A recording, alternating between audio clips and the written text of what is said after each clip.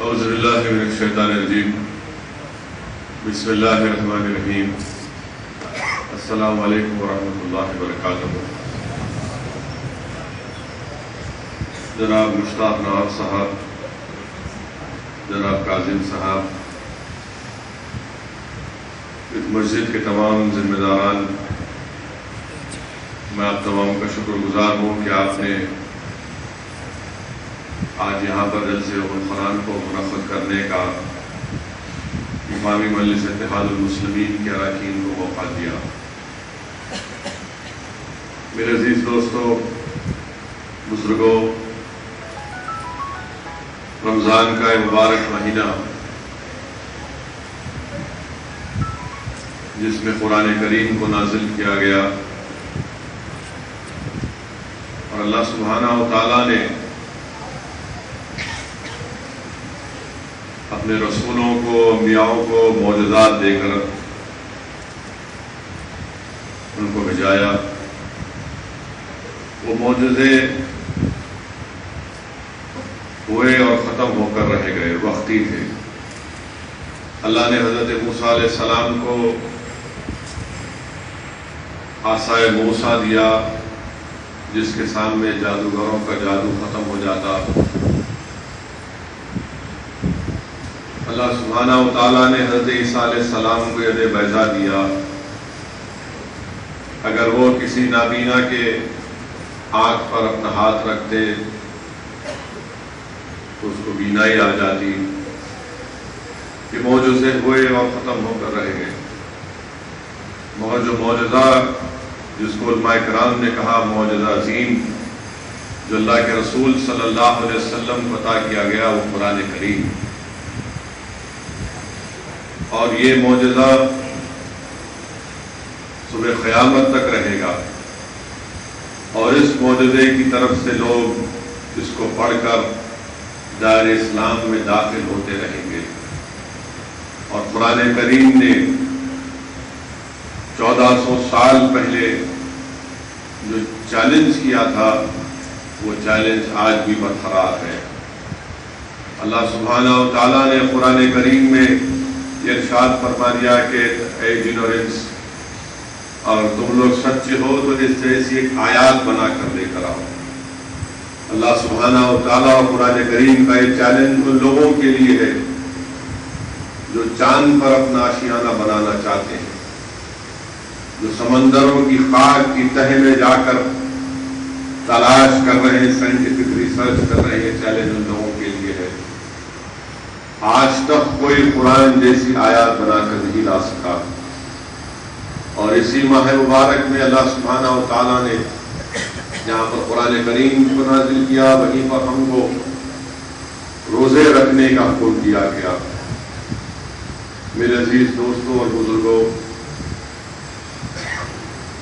اللہ کے رسول صلی اللہ علیہ وسلم کی حدیث شریف ہے کہ رسول اللہ صلی اللہ علیہ وسلم جمعے کا خطبہ دینے کے لیے منبر پر اپنا خط مبارک رکھتے ہیں اور آمین کہتے ہیں، دوسری مرتبہ آمین کہتے ہیں، تیسری مرتبہ آمین کہتے ہیں۔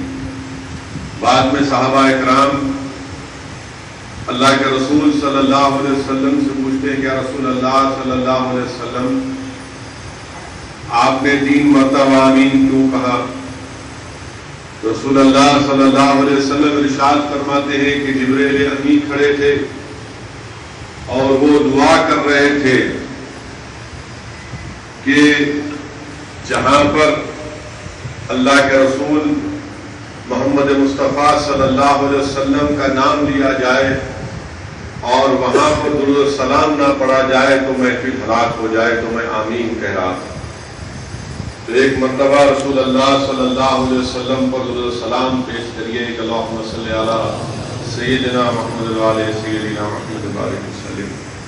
پھر اللہ کے رسول صلی اللہ علیہ وسلم نے فرمایا کہ جبرائیل امین دعا کر رہے تھے کہ جس نے اپنے ضعیف ماں باپ کو پایا اور ان کی خدمت نہیں کی، وہ ہلاک ہو جائے، تو میں آمین کہہ رہا ہوں۔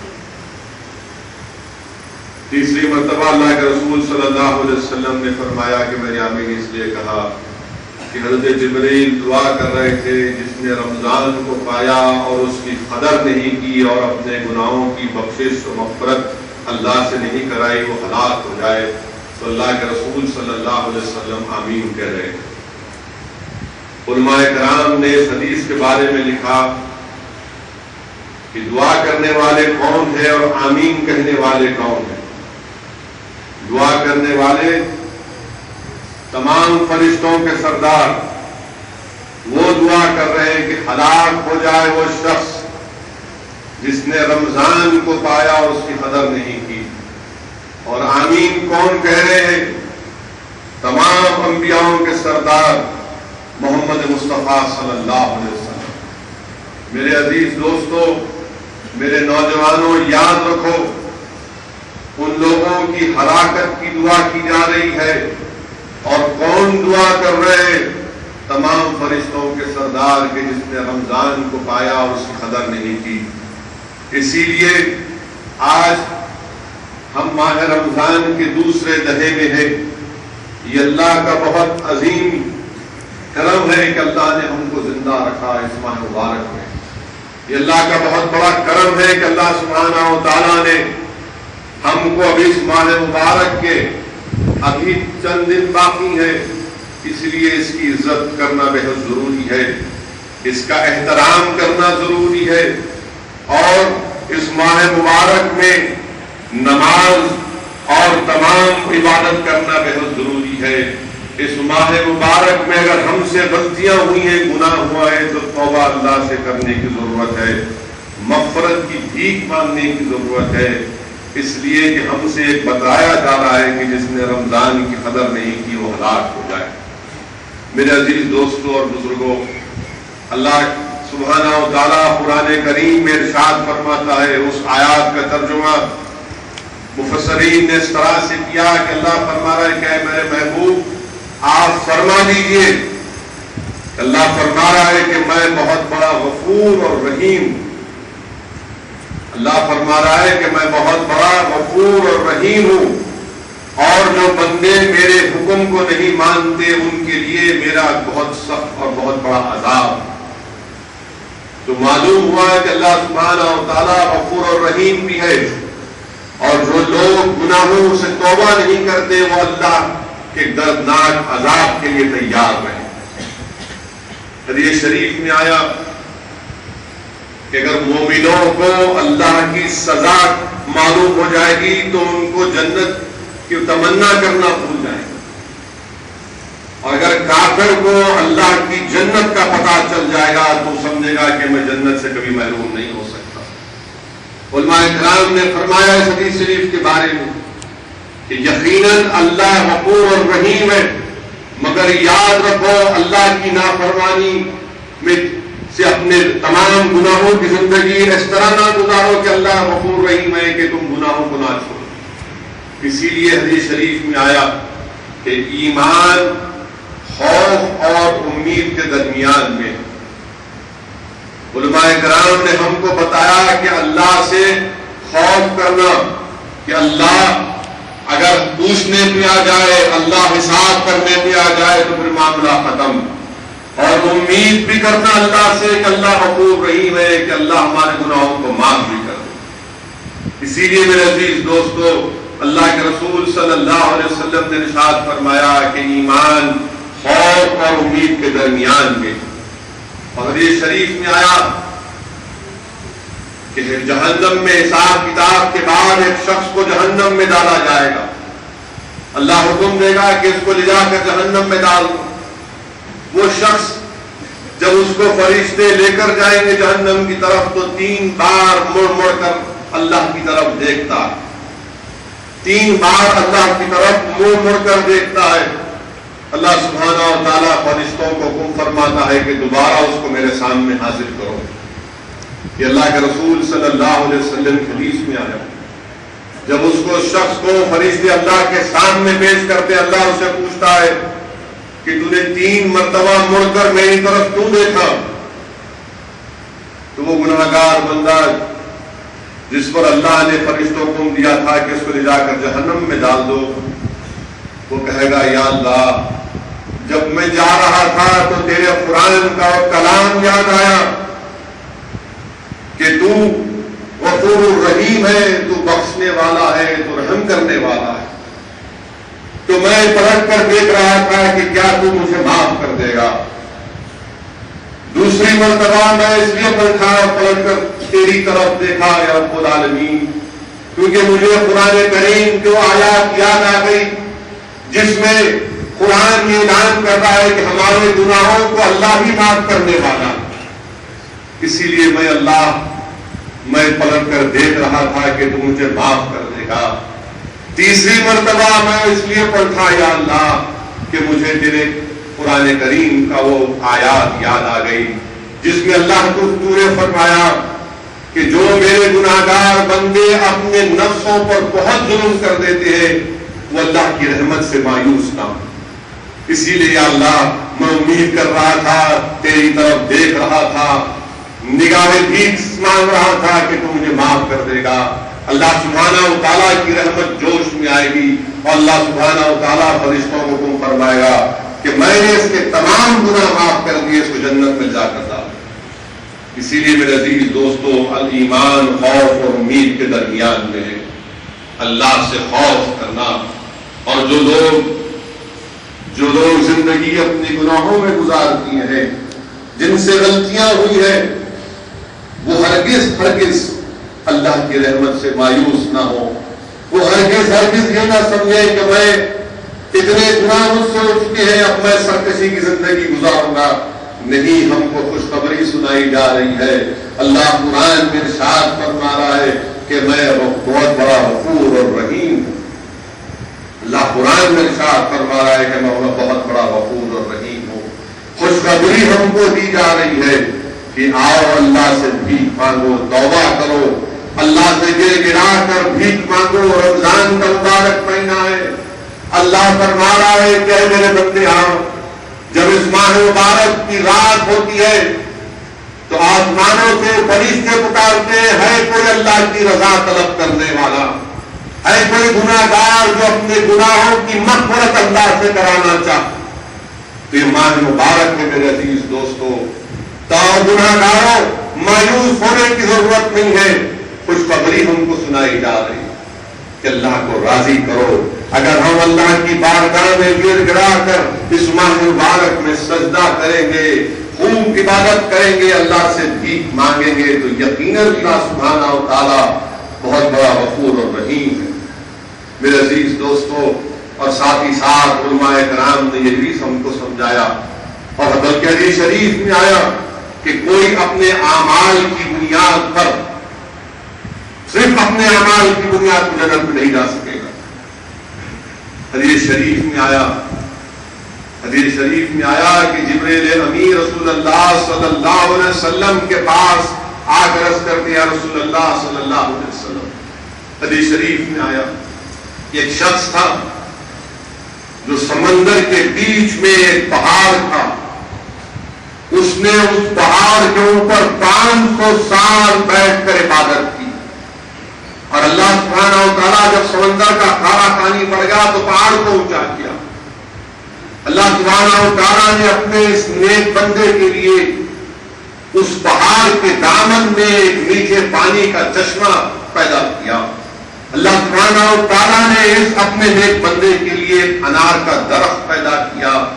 یہ شخص روز نیچے اترتا، اس پہاڑ کے دامن میں جا کر اس چشمے سے میٹھا پانی پیتا اور وہ انار کھاتا، اور اللہ سے دعا کرتا کہ یا اللہ میں جب حالت سجدہ میں رہوں گا اس وقت تو میرے جسم سے میری روح کو نکالنا، اور اللہ سے ہی دعا کرتا۔ اور جبریل امین کی حدیث میں الفاظ ہے کہ جب اللہ کے حکم سے جب زمین پر نازل ہوتے اللہ کے پاس جاتے تو دیکھتے کہ ہمیشہ سجدے میں، اور جب اللہ سبحانہ و تعالیٰ کے پاس حساب کتاب ہوگا اور اللہ سبحانہ و تعالیٰ حکم فرمائے گا کہ اس کو میری رحمت کے سبب جنت میں لے کر جاؤ، تو وہ شخص کہے گا یا اللہ میرے 500 سال کی عبادت کی اطاعت کا کیا ہوا، میرے وہ اعمال کا کیا ہوا جو میں نے 500 سال تیری عبادت کی، اللہ اس کا کیا ہوا؟ کیا تو مجھے اس کا صلہ نہیں دے گا؟ اللہ سبحانہ و تعالی فرشتوں کو حکم کرے گا کہ میزان لگاؤ، حساب کتاب کرو، ایک پلڑے میں اس کے اعمال کو رکھو اور دوسرے پلڑے میں میری نعمت کو رکھو، اور اس شخص کے 500 سال کی عبادت کو ایک پلڑے میں رکھا جائے گا، اور اللہ سبحانہ و تعالیٰ کی ایک نعمت، ایک انسان کی آنکھ کو اس پلڑے میں رکھا جائے گا، تو اس اللہ سبحانہ و تعالیٰ کی جو آنکھ ایک نعمت ہے اس کی 500 سال کی عبادت ختم ہو جائے گی، اور اللہ حکم فرمائے گا کہ یہ اپنے اعمال کو دیکھ رہا تھا، لے جا کر اس کو جہنم میں ڈال۔ وہ روئے گا، پکارے گا یا اللہ مجھے معاف کر دے، مجھے معاف کر دے۔ دوبارہ اللہ حکم کرے گا، فرشتوں کو اللہ کے سامنے اس کو پیش کیا جائے گا۔ اللہ سبحانہ و تعالیٰ اپنی نعمتوں کو اس کے سامنے رکھے گا کہ دیکھ تو خون کے لطفے سے پیدا ہوا، تو اس دنیا میں آیا، یہ میری نعمت ہے، یہ میری رحمت ہے، تو نے اس پہاڑ پر 500 سال عبادت کی، وہ میری رحمت اور میری نعمت کی وجہ سے ہے، تو نے عبادت کی، سمندر کے درمیان میں تو رہا 500 سال، تجھے کچھ نہیں ہوا، وہ میری نعمت کی، وہ میری رحمت تھی۔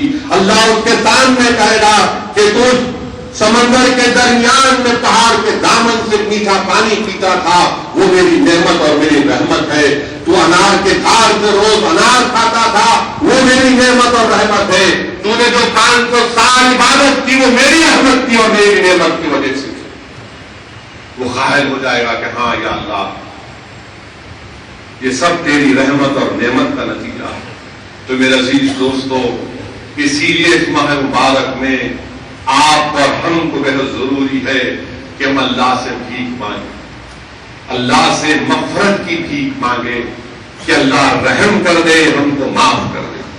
میرے عزیز دوستو، بعض ہمارے بھائیوں کو، بہت سے بھائیوں کو شکایت ہے کہ غریبی ہے، یقیناً غریبی ہے، تکالیف ہے ہمارے غریب بھائی اور بہنوں کو، مگر اللہ کے رسول صلی اللہ علیہ وسلم اپنے حدیث شریف میں ان لوگوں کو خوشخبری سنا رہے۔ حدیث شریف میں آیا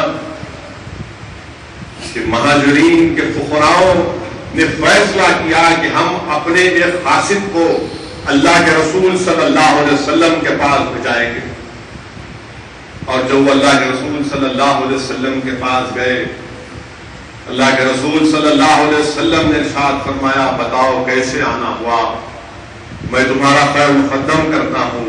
وہ اس نے کہا، یا رسول اللہ صلی اللہ علیہ وسلم، میں مہاجرین کے فقراؤں کی طرف سے آیا ہوں۔ اللہ کے رسول صلی اللہ علیہ وسلم ارشاد فرماتے ہیں، بتاؤ تمہارا کیا سوال ہے؟ وہ شخص کہتا ہے، یا رسول اللہ صلی اللہ علیہ وسلم، ہم فقراء ہیں، ہمارے پاس دولت نہیں ہے کہ ہم لوگوں میں بانٹ سکیں، مال خرچ سکیں، ہمارے پاس اتنی دولت نہیں ہے کہ ہم غلاموں کو آزاد کر سکیں، مگر ہمارے برعکس دوسرے لوگوں کے پاس وہ نماز بھی پڑھتے ہیں، ہماری طرح روزہ بھی رکھتے ہیں، ان کے پاس اتنی دولت ہے کہ وہ صدقہ بھی دیتے ہیں، غلاموں کو آزاد بھی کراتے ہیں، اور آخرت کی دولت بٹور لیتے ہیں اپنے صدقہ اور غلاموں کو آزاد کرنے کی وجہ سے۔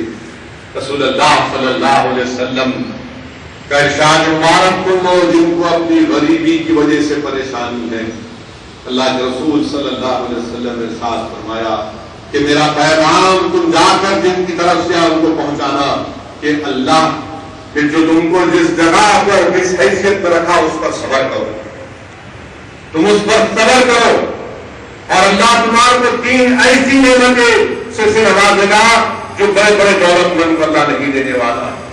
رسول اللہ صلی اللہ علیہ وسلم نے فرمایا کہ جنت میں ایک ایسا محل ہوگا جو یاقوت سے بنا ہوا ہوگا، اہل جنت اس کو دیکھ کر رس کریں گے کہ ہم کو یہ کیوں نہیں ملا، مگر اس محل میں انبیاء رہیں گے، شہداء رہیں گے اور فقراء رہیں گے۔ حدیث کے الفاظ ہے کہ وہ محل کی ایسی چمک دمک ہوگی کہ اگر دنیا سے کوئی آسمان کی طرف ستاروں کو دیکھ کر متاثر ہوتا ہے کہ کیا خوب ستارے چمک رہے ہیں، اسی طرح اہل جنت اس محل کو دیکھ کر رس کریں گے کہ اس میں فقراء رہ رہے ہیں انبیاء اور شہداؤں کے ساتھ۔ اللہ کے رسول صلی اللہ علیہ وسلم نے پھر فرمایا کہ دولت مندوں سے زیادہ 500 سال پہلے فقراء جنت میں جائیں گے، اللہ کے رسول صلی اللہ علیہ وسلم نے ارشاد فرمایا کہ یہی غریب فقراء لوگ جو دعا کریں گے ان کی دعا ان غریب پیسے والوں کے 10,000 دینار سے زیادہ بھاری ہوگی. وہ دعا کیا ہے؟ سبحان اللہ الحمدللہ لا الہ الا اللہ واللہ اکبر. میرے عزیز دوستو، اس لیے اللہ رسول صلی اللہ علیہ وسلم کی حدیث جو ہے کہ ایمان خوف اور امید کے درمیان میں، ایمان خوف اور امید کے درمیان میں ہے. اللہ سے خوف بھی کرنا اور اللہ سے رحم کی بھیک بھی مانگنا. وہیں پر آج اس ماہ مبارک میں روایتوں میں آیا کہ 15 رمضان کو امام حسن کی یوم پیدائش تھی. میرے عزیز دوستوں اور بزرگوں، اللہ کے رسول صلی اللہ علیہ وسلم کے یہ صحابہ جب امام حسن پیدا ہوئے تو اللہ کے رسول صلی اللہ علیہ وسلم اپنا لعاب دہن امام حسن کی زبان پر رکھتے ہیں. اللہ کے رسول صلی اللہ علیہ وسلم کھجور چاٹ کر امام حسن کے منہ میں رکھتے ہیں.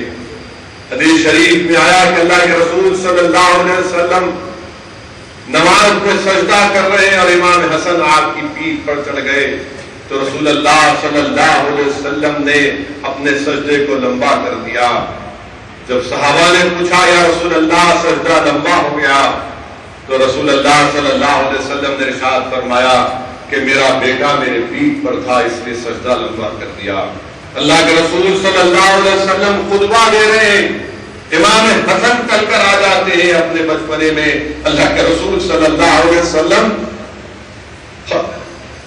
اور اللہ کے رسول صلی اللہ علیہ وسلم امام حسن کو گود میں اٹھا لے. میرے عزیز دوستوں اور بزرگوں، یہ بڑا ماہ مبارک، بڑا مہینہ ہے. اس میں بڑے بڑے واقعات ہوئے. اس میں حق و باطل کی پہلے جنگ عظیم ہوئی جس میں حق اور باطل کو کھلا طور پر دکھا دیا گیا. جنگ بدر 17 رمضان کو ہوئی، آج 15 رمضان ہے. اور بدر کے تعلق سے واقعات میں آیا. علماء کرام نے لکھا کہ اس کا نام بدر اس لیے پڑا کہ یہاں پر ایک ضعیف شخص رہتا تھا جس کا نام بدر تھا، اسی لیے اس جگہ کا نام بدر پڑ گیا. شیخ عبداللہ محدث سے دہلوی رحمۃ اللہ علیہ مدارج نبوہ میں لکھتے ہیں کہ اس جگہ پر ایک کنواں تھا جس کا پانی صاف اور شفاف تھا، اور چاندنی رات میں بدر کامل یعنی چاند بڑا خوبصورت نظر آتا تھا تو لوگ آ کر اس کنویں میں چاند کو دیکھتے تھے، اسی لیے اس کا نام بدر پڑ گیا. عزیزان ملت اسلامیہ، جنگ بدر حق اور باطل کی پہلی جنگ جس میں اللہ سبحانہ و تعالیٰ نے کم تعداد والوں کو بڑی تعداد پر غلبہ عطا کیا. اور واقعات میں آیا کہ جنگ اس لیے ہوئی کہ اللہ کے رسول صلی اللہ علیہ وسلم کو اطلاع ملی کہ مشرکین مکہ تجارت کا سامان اور اسلحہ لے کر مکے کو جا رہے ہیں. رسول اللہ صلی اللہ علیہ وسلم نے صحابہ کرام سے فرمایا کہ اس قافلے کو روکنا ہے، اگر یہ قافلہ مکے کو جائے گا یہ تمام تجارت کا مال اور یہ اسلحہ اگر مکے کو پہنچے گا تو مسلمانوں پر اور ظلم ہوگا. رسول اللہ صلی اللہ علیہ وسلم صحابہ کرام سے حکم فرماتے ہیں کہ نکلو اپنے گھروں سے، اور وہیں پر رسول اللہ صلی اللہ علیہ وسلم دعا فرماتے ہیں کہ یا اللہ یہ میرے امتحانات پیادہ ہے، تو ان کو اپنے فضل سے سواری دے دے. اللہ کے رسول صلی اللہ علیہ وسلم دعا فرماتے یا اللہ یہ بھوکے ہیں، ان کو اپنے فضل سے رزق دے دے. ان کے جسم پر کپڑے نہیں ہیں، اپنے فضل سے کپڑے دے دے. ان کو عزت سے نواز دے. اور رسول اللہ صلی اللہ علیہ وسلم صحابہ کرام کے ساتھ جب نکلتے ہیں بدر کے مقام کو پسند فرماتے ہیں اور وہاں پر صحابہ کرام کو آقا ارشاد فرماتے ہیں کہ دیکھو جبریل امین میرے پاس آئے تھے، تمام حالات کو مجھے آگاہ کیا، تمہارا کیا مشورہ ہے؟ حضرت ابوبکر صدیق رضی اللہ تعالیٰ عنہ عرض کرتے ہیں رسول اللہ آپ کے حکم کے منتظر ہیں. فاروق اعظم کہتے ہیں کہ آپ کا حکم ہمارے لیے آخری لفظ ہے. حضرت مقداد اور حضرت سعد بن معاذ کہتے ہیں کہ اگر ہم آپ کو قوم یہود بنی اسرائیل کی طرح نہیں پائیں گے جنہوں نے کہا تھا کہ جا کہ اللہ حضرت موسیٰ سے کہا تھا کہ موسیٰ آپ اور آپ کا اللہ جا کر رہے ہم آپ کا ساتھ دیں گے. صحابہ کرام ارشاد فرماتے کہ آپ ہم کو سمندر میں کودنے کے لیے کہیں گے تو ہم سمندر میں کود جائیں گے. اللہ کے رسول صلی اللہ علیہ وسلم تمام کی دعا کرتے ہیں. وہیں پر میرے عزیز دوستو دنیا ہم کو بدنام کرتی اسلام کو جہاد کے نام پر، کیونکہ 2 ہجری میں جہاد اسلام کی تاریخ کا بہت اہم سال ہے جس میں رمضان کے روزے فرض کیے گئے اور جہاد کا حکم دیا گیا. مگر کیسا جہاد؟ کیا دنیا کی کوئی کتاب اس بات کی تعلیم دے سکتی ہے جس قرآن میں کہہ رہا ہے کہ جو تم پر ظلم کرتے ہیں تم ان پر اتنا ہی ظلم کرو، تم محافظہ کرو مگر بیجا ان پر ظلم مت کرو. قرآن کریم میں ہم کو فرما دیا جا رہا ہے کہ ہاں لڑو ضرور ان لوگوں سے جو تم سے ظلم کرتے ہیں، تم کو تنگ کرتے ہیں. پھر کیا ہم کو یہ بھی نہیں بتایا گیا کہ جب جنگ ہوگی تو جھاڑ کو نہ کاٹا جائے، جو درخت جو پھل دیتا ہے اس کو نہ برباد کیا جائے، نہیں کاٹا جائے. ہم کو یہ حکم دیا جا رہا ہے کہ جو ضعیف ان کو مارا نہیں جائے، بچوں کو نہیں قتل کرو، کسی مذہب کے علماء اور رہنماؤں کو تکلیف مت دو. یہ اسلام، یہ دین اسلام کا پیغام ہے. اور لوگ دنیا کہتی ہے کہ تلوار کے زور پر پھیلا. مغربی دنیا بہت کتابیں لکھ چکی ہے، جھوٹ لکھ چکا ہے. میں ان سے چیلنج کر کے پوچھتا ہوں بتاؤ کیا تمہارے کتابوں میں بلکہ آسمانی کتاب میں 12 سال اللہ کے رسول صلی اللہ علیہ وسلم کو تنگ کیا گیا؟ 12 سال رسول اللہ صلی اللہ علیہ وسلم نے اللہ کے لیے دین اسلام کی سربلندی کے لیے تکالیف کو برداشت کیا. علماء کرام 12 اور 13 سال لکھتے ہیں. حضرت عیسیٰ نے 3.25 سال میں کہا کہ لوگ جو میرے پیغام کو نہیں مانتے ان تلوار اٹھاؤ. یا 12-13 سال گزرنے کے بعد میرے عزیز دوستوں جنگ بدر کا واقعہ آپ کے سامنے رکھ رہا تھا. وہیں پر کفاران مکہ کو پیغام دینے کے لیے ابو سفیان جو وقت تک اسلام کو قبول نہیں کیے تھے وہ راستے میں اونٹ کی مینیوں کو دیکھتے ہیں. وہ اونٹ کی مینیوں کو توڑ کر دیکھتے ہیں کہ اس میں کھجور کی گٹھلیاں ہیں. وہ سمجھ جاتے ہیں کہ مدینے کے لوگ میرا تعاقب کر رہے ہیں، کیونکہ رسول اللہ صلی اللہ علیہ وسلم نے اپنے صحابہ کو اس قافلے کی جاسوسی کے لیے بھیجا دیا تھا. تو یہ فوراً ایک تیز رفتار شخص کو مکے کو بھیجاتا ہے تاکہ جا کر مشرکین مکہ کو اطلاع دی جائے کہ اللہ کے رسول صلی اللہ علیہ وسلم مدینے سے نکلنے والے ہیں، نکل گئے. اور اس زمانے میں طریقہ یہ تھا سگنل کے طور پر کوئی خطرہ آتا تو یہ بتایا جاتا جب وہ شخص مکے کو پہنچا، بلکہ اس کے پہنچنے سے پہلے ایک خواب کون دیکھتے ہیں؟ حضرت عاتکہ بنت عبد المطلب. وہ خواب کیا دیکھتی ہے کہ اونٹ پر سوار لوگ آ رہے اور آ کر مکے میں کہہ کر پکار رہے کہ مشرکین مکہ تیار ہو جاؤ، تمہاری ہلاکت کا وقت آ چکا. حضرت عاتکہ جب یہ خواب اور جب بات کو بتاتی ہے، ابو جہل کو جب یہ خواب معلوم ہوتا ہے تو وہ حضرت عباس سے کہتا ہے کہ کیا آپ کے خاندان میں عورتیں بھی نبوت کا دعویٰ کریں گی؟ اور اگر 3 دن کے اندر یہ خواب پورا نہیں ہوگا تو میں پورے عرب میں بنو ہاشم کو دور دروگا کر کہلاؤں گا. تیسرے دن وہ شخص آتا ہے ابو سفیان کا پیغام لے کر، جس کا نام تاریخ میں زمزم وفادی ہے. وہ مکہ میں آ کر سگنل کے طور پر کہتا ہے کہ میرے اونٹ کے کان اور ناک کٹے ہوئے. تو پورے مشرکین مکہ غرور اور تکبر کے ساتھ 1000 لوگ، ہر ایک کے پاس تلوار، ہر ایک کے پاس اونٹ، گھوڑا، کھانے پینے کا ساز و سامان، بلکہ یہ ان کے پاس میوزک کے لیے باجا بھی لے کر نکلتے غرور اور تکبر میں. 1000 لوگ 313 کے لیے مقابلے کے لیے نکلتے. اللہ کے رسول صلی اللہ علیہ وسلم جب بدر کی سرزمین کو منتخب فرماتے ہیں اور رات کے اندھیرے میں رسول اللہ صلی اللہ علیہ وسلم دعا فرماتے ہیں. گر گرا کر مقام اللہ کے رسول صلی اللہ علیہ وسلم کے لیے بنایا گیا کہ اللہ یہ مٹھی بھر لوگ اگر کل شکست کھا جائیں گے تو تمہیں قیامت تک تیرا نام لیوا نہیں ہوگا. اللہ کے رسول صلی اللہ علیہ وسلم رو رو کر دعا کرتے ہیں, اتنی دعا کرتے ہیں کہ اللہ کے رسول صلی اللہ علیہ وسلم کے کندھے مبارک سے آگ کا کپڑا گر جاتا ہے. صدیق اکبر آ کر کہتے ہیں یا رسول اللہ صلی اللہ علیہ وسلم, اللہ آپ کو ہی غالب کرنے والا ہے, اللہ آپ کو ہی غالب کرنے والا ہے. دوسرے دن اللہ کے رسول صلی اللہ علیہ وسلم مسلمانوں کی صفوں کو سیدھا کرتے ہیں اور ان مقامات کو بتاتے ہیں کہ اس جگہ پر عتبہ مارا جائے گا, اس جگہ پر ابو جہل مارا جائے گا, اس جگہ پر فلاں فلاں مارا جائے گا. جہاد پر خطبہ دیتے اللہ کے رسول صلی اللہ علیہ وسلم. نوجوانوں اگر کبھی وقت ملا تو اس خطبے کو پڑھو.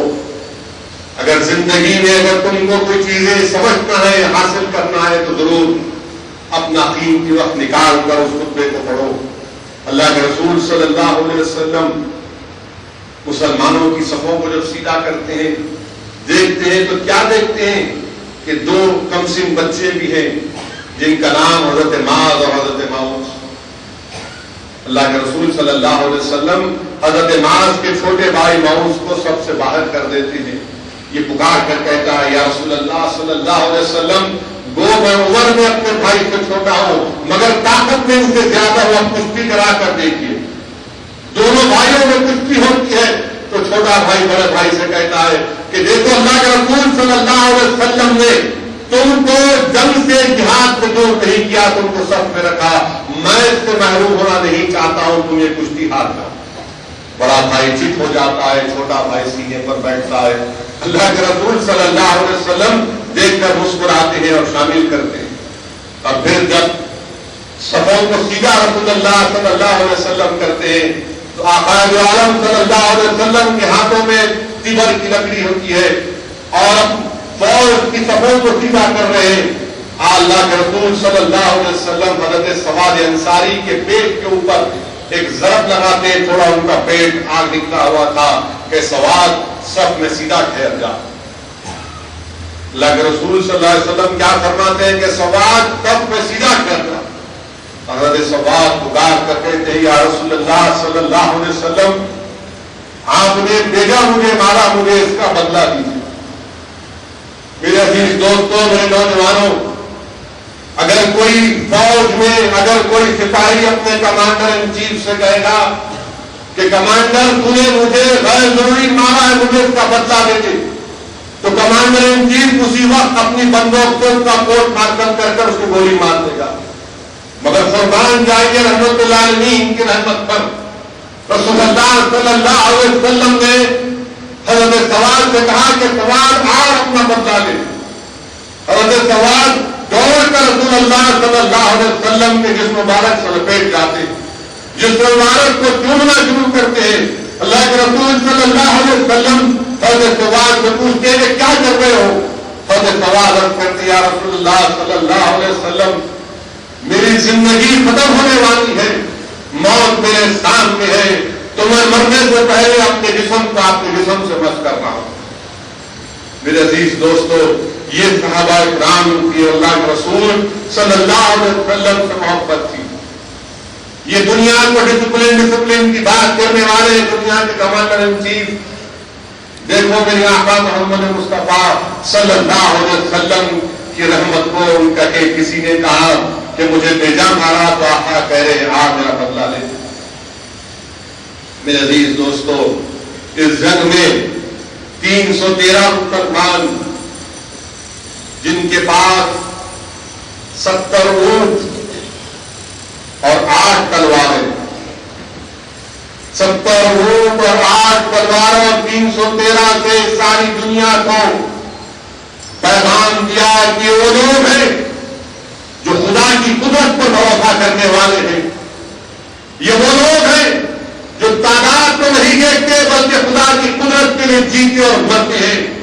یہ وہ لوگ ہیں جنہوں نے دنیا کو پیغام دیا، ہم کو پیغام دیا کہ یاد رکھو اہل دکان اور سارے ہندوستان میں بسنے والوں، تمہاری تعداد اگر 15% ہوگی تو 85% سے ڈرنے کی ضرورت نہیں ہے، کیونکہ ہم رسول اللہ صلی اللہ علیہ وسلم کی امت ہے.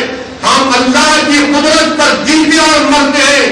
ہم طاقت کے بلبوتے پر جینے والے نہیں ہیں، ہم ہتھیاروں کے بلبوتے پر جینے والے نہیں ہیں، ہم اللہ کی قدرت پر جینے اور مرنے والے ہیں.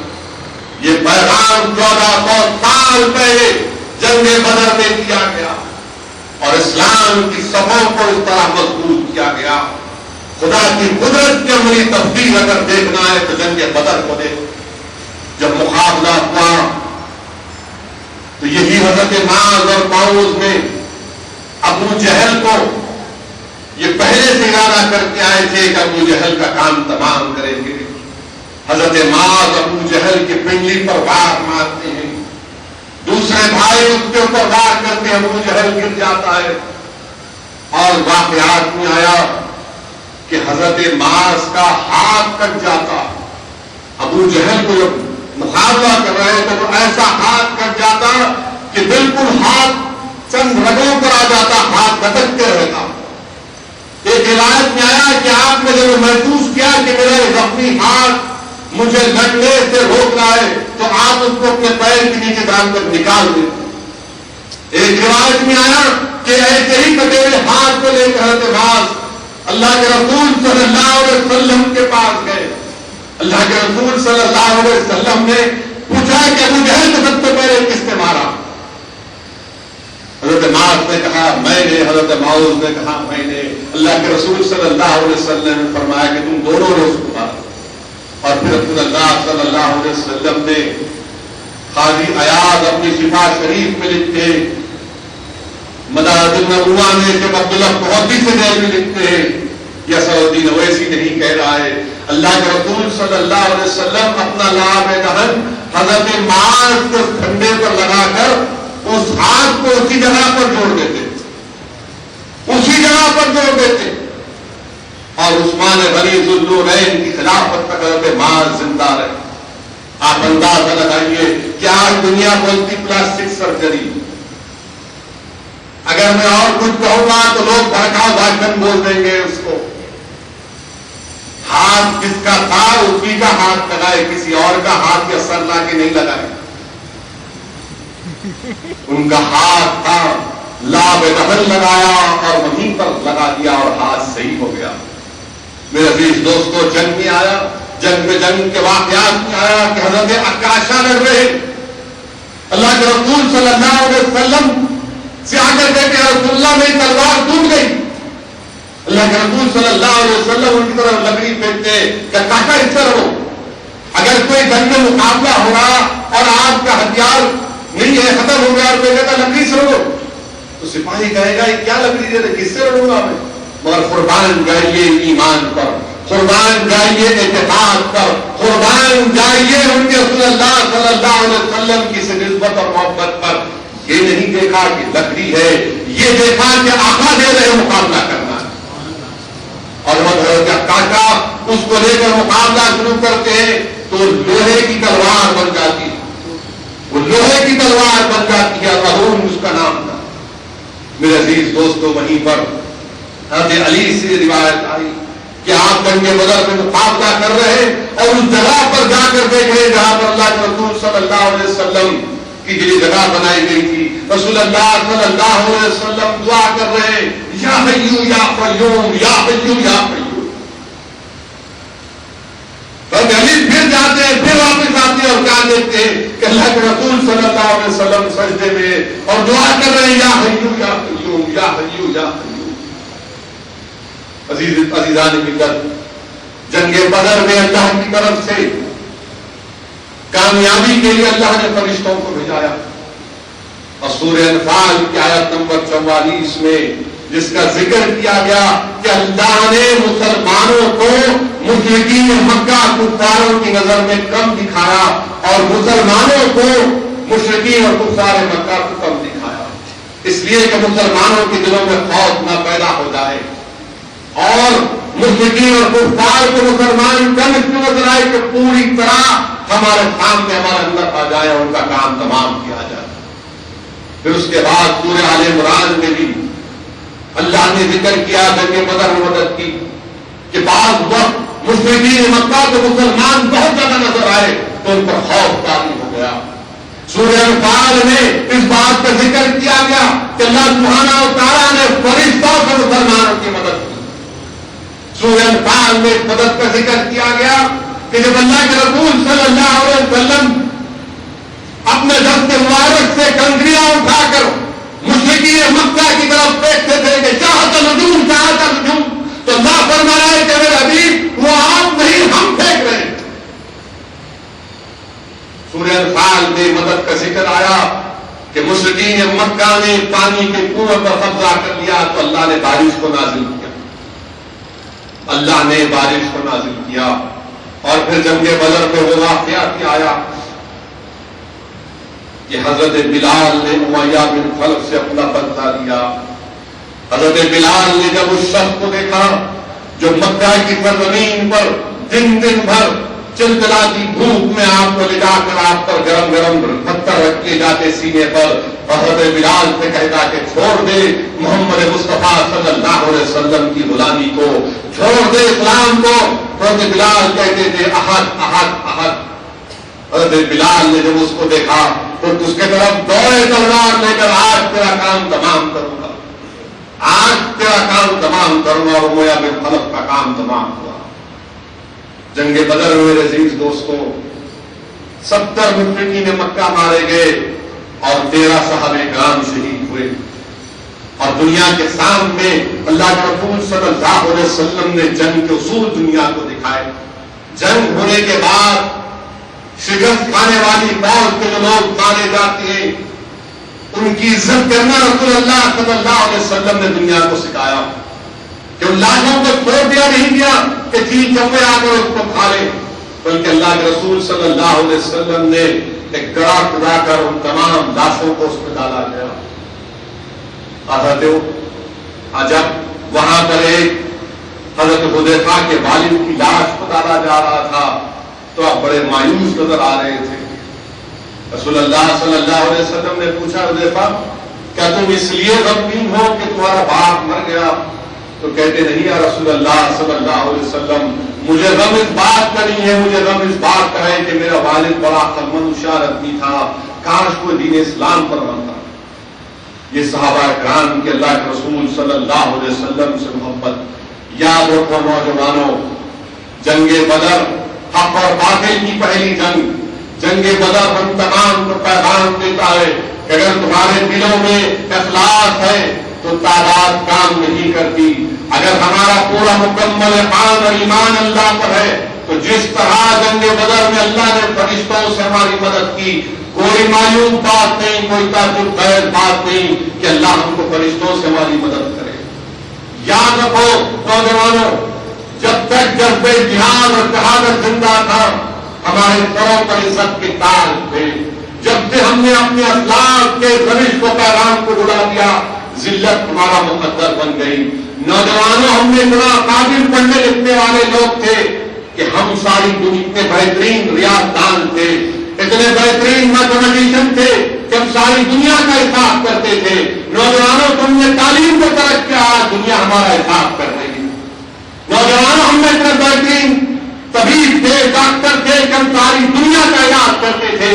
نوجوانوں، تم نے تعلیم کو ترک کیا تو آج دنیا ہمارا علاج کر رہی ہے. نوجوانوں، ہم نے تعلیم اور حکمرانی حکمت اللہ کے رسول سے محبت کی بنا پر دولت اتنی تھی کہ ہم دولت بانٹتے تھے. آج ہمارے جسموں پر کپڑا نہیں ہے، اس لیے تجارت کی حکومت ہمارے جسموں پر کپڑا دینے کے لیے کپڑا بانٹتے ہیں. یہ تاریخ ہماری تھی. یاد رکھو کہ جب ہم زکات اور صدقہ نکالتے تو لینے والے نہیں ملتے تھے، لینے والے نہیں ملتے تھے، مگر کیونکہ ہم نے اپنے اسلاف کے روش کو بلا دیا. یاد رکھو نوجوانوں، پوچھو اپنے آپ سے کہ مصیبت کیوں ہے، یہ تکلیف کیوں ہے، یہ غربت کیوں ہے، یہ مسائل کیوں ہے. یہ تکلیف، یہ مصیبت، یہ غربت، یہ مسائل اس لیے کہ ہم نے اپنے اسلاف کے پیغام کو بلا دیا، ہم نے اپنے اسلاف کے پیغام کو بلا دیا. قرآن تم عملہ ہو جاؤ، پکڑ لو اللہ کی رسی کو مضبوطی سے، یقیناً کوئی ہمارا مقابلہ نہیں کر سکے گا۔ تم اگر نمازوں کی پابندی اس طرح رمضان کے مہینے میں الحمدللہ کر رہے ہو، اس طرح رمضان کے آنے والے مہینوں میں 11 مہینوں میں کرو گے تو یاد رکھو نوجوانوں، جب تم اللہ کے سامنے جھکو گے اللہ ساری دنیا کو تمہارے سامنے جھکائے گا۔ اگر تم اللہ کے سامنے نہیں جھکو گے تو پھر ہم کو ان ظالموں کے سامنے جھکنے پر خدا نخواستہ مجبور ہونا پڑے گا۔ جو قوم اللہ کے آگے جھکے گی وہ قوم ساری دنیا کو اپنے تابع کرے گی، جو قوم اللہ کے آگے نہیں جھکے گی در بدر کی ٹھوکریں کھاتے رہے گی۔ اسی لیے نوجوانوں، اللہ کی رسی کو مضبوطی سے تھام لو، اسی میں خیر اور بھلائی ہے۔ آج ساری دنیا میں جو کچھ ہو رہا ہے آپ اور ہم جانتے ہیں کہ کیا کیا نہیں ہو رہا ہے، اور اللہ کے رسول صلی اللہ علیہ وسلم کی حدیث شریف ہے کہ ایک وقت ایسا آئے گا کہ سارے لوگ امت محمد کی طرف ایسا جمع ہو جائیں گے جیسا کہ کھانے کے دسترخوان پر جمع ہو جاتے ہیں۔ صحابہ کرام نے پوچھا یا رسول اللہ کہ ہماری تعداد کم ہوگی؟ رحمت اللہ علیہ نے ارشاد فرمایا کہ نہیں، تعداد کم نہیں ہوگی، تعداد اتنی ہوگی جتنا سمندر کے ساحل پر جب وہ پانی آتا ہے تو جو کف جمع ہو جاتی ہے اتنی تعداد تمہاری ہوگی۔ صحابہ نے پوچھا یا رسول اللہ کیا وجہ ہوگی صلی اللہ علیہ وسلم؟ رسول اللہ صلی اللہ علیہ وسلم نے ارشاد فرمایا کہ وہن پیدا ہو جائے گا مسلمانوں۔ صحابہ نے پوچھا کہ کیا ہے اس کا مطلب؟ رسول اللہ صلی اللہ علیہ وسلم نے فرمایا دنیا سے محبت اور موت کا ڈر، دنیا سے محبت اور موت کا ڈر۔ نوجوانوں، دنیا سے محبت ختم کرو، موت کا خوف ختم کرو اور اس موت کے لیے تیاری کرو، اس موت کے بعد جو زندگی ہے اس کی تیاری کرو، اس کے لیے رمضان ہمارے سامنے ہے۔ یاد رکھو نوجوانوں، دنیا میں کوئی 2 مرتبہ نہیں مرتا، ایک ہی مرتبہ مرتا ہے۔ جب آپ کو اور مجھ کو ایک مرتبہ مرنا ہے تو ڈر کس بات کا ہے؟ ڈرنا ہے تو اللہ سے ڈرو، ڈرنا ہے تو اللہ سے ڈرو، محبت کرنا ہے تو رسول اللہ صلی اللہ علیہ وسلم سے کرو، محبت کرنا ہے اور اس کی تیاری کرنا ہے تو پھر اس دنیا کی تیاری کرو جو اس دنیا سے زیادہ رہنے والی ہے، جہاں پر حساب کتاب ہونے والا۔ اللہ کے رسول صلی اللہ علیہ وسلم سے محبت۔ نوجوانوں میں آج ایک مزاج بن چکا ہے، کئی جگہوں پر مقابلہ ہوتا ہے، لڑائی جھگڑے ہوتے ہیں کہ نہیں کیا لڑائی جھگڑے کی وجہ کیا ہے؟ تو نہیں، وہ فلاں محبت کا معاملہ، یہ محبت کا معاملہ۔ کئی بار نوجوان مجھے ٹیلی فون کرتے ہیں اور جب دریافت کرنے پر یہ کہتے نہیں ویسا تھا اسد بھائی، یہ خدا تھا۔ میں نوجوانوں تم سے کہہ رہا ہوں محبت اگر کرنا ہے تو ایسی محبت کرو کہ جب مجنوں کو معلوم ہوا کہ لیلا مر گئی اور قبرستان میں لے جا کر اس کو دفنا دیا گیا، مجنوں کو نہیں کہا گیا کہ یہ لیلا مر گئی ہے کیونکہ اس پہ کیا اثر پڑتا وہ سمجھے نہیں معلوم۔ تو جب مجنوں کو معلوم ہوا لیلا مر گئی تو قبرستان کو گیا، ہر خبر کے پاس جا کر مٹھی اٹھاتا اور سنتا اور کہتا ہے نہیں یہاں پر میری لیلا دفن نہیں۔ جب اس خبر کے پاس پہنچا جہاں پر لیلا دفن تھی تو اس خبر کے بازو ایسا لیٹا کہ اس صحرا کے جنگلی جانور اس کے اطراف جمع ہو گئے، یعنی وہیں پر اس کی جان چلی گئی۔ میرے عزیز دوستوں، محبت یہ ہوتی ہے، اللہ کے رسول صلی اللہ علیہ وسلم سے محبت کرو، ایسی محبت کرو کہ پھر اللہ سبحانہ و تعالیٰ ہم کو جنت میں اپنا دیدار کرا دے۔ اور مصیبت ہوگا کہ رسول اللہ صلی اللہ علیہ وسلم سے محبت کرو گے۔ تم اگر دنیا میں ایک انسان سے اتنی محبت کرتے ہو تو میں ان نوجوانوں کو چیلنج کر رہا ہوں، میں تمہاری جوانی کو چیلنج کر رہا ہوں، کیا تم رسول اللہ سے محبت کر سکتے؟ رحمت اللہ علیہ سے تم کو محبت کرنا ضروری ہے، کیونکہ ایمان اس کا اسی وقت مکمل ہوگا جب ہم تمام دنیا کے دلوں سے اپنے ماں باپ، دنیا دولت سے زیادہ رسول اللہ صلی اللہ علیہ وسلم کو چاہیں گے۔ تو نوجوانوں، اللہ کے رسول صلی اللہ علیہ وسلم سے محبت کرو، یہ دنیا ختم ہونے والی ہے۔ نوجوانوں یاد رکھو، رحمت اللہ علیہ سے محبت ہم کو دین اور دنیا میں کامیابی کی طرف لے کر جائے. اور محبت کب پیدا ہوگی؟ ادب سے. ادب پیدا کرو، ادب پیدا کرو، اپنے ماں باپ سے ادب کرو، علماء سے ادب کرو، اپنے محلے کے بزرگوں سے ادب کرو، نوجوانوں کے اچھے معاشرے کو تشکیل دو. یقیناً میں جانتا ہوں ملک کے حالات، ملک میں ایسی طاقت اقتدار پر آ چکی ہے جو ہم کو مذہب اسلام سے دور کرنا چاہتی ہے، جو مدرسوں کو ہمارے حملہ کرنا چاہتی ہے، جو ہم کو مدرسوں سے دور کرنا چاہتی ہے. ڈرنے اور گھبرانے کی ضرورت نہیں ہے. یہ کچھ بھی نہیں کر سکتے انشاءاللہ تعالی. یہ کچھ نہیں کر سکتے، یاد رکھو میری اس بات کو. ہاں یہ اتنا ہی کر سکتے، یا تو مجھے جیل میں ڈال سکتے یا مجھے مار سکتے، مگر سن لو میری اس بات کو، اگر میں جیل میں جاؤں گا یا میری موت یا کسی کی موت ہوگی تو ظالم کی وجہ سے نہیں ہوگی، بلکہ اللہ نے میرے مقدر میں لکھا ہے، اللہ کی وجہ سے ہوگی. میرے عزیز دوستو، اپنے ایمان کو مضبوط کرو. ہندوستان آزاد ہوا تو مسلمانوں سے معاہدہ کیا گیا تھا کہ ہندوستان کو سیکولر رکھا جائے گا. مسلمانوں کو پیغام دیا گیا تھا کہ ہندوستان سیکولر رہے گا. آج کے لوگ مدرسوں کو نشانہ مان رہے ہیں کہ مدرسے میں پڑھنے والے بچے اور وہ اسکول ہیں.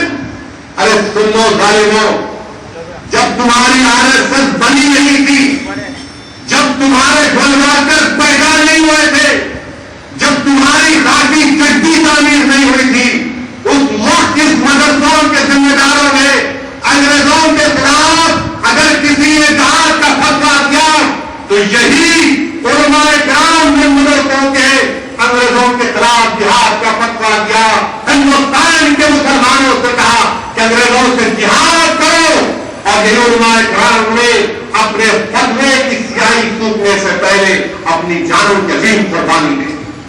وہ RSS کے لوگ جو آج ہمارے مدرسوں کو نظر ڈال رہے، ارے تم کو ہندوستان سے محبت نہیں ہے، ہم کو محبت ہے ہندوستان سے.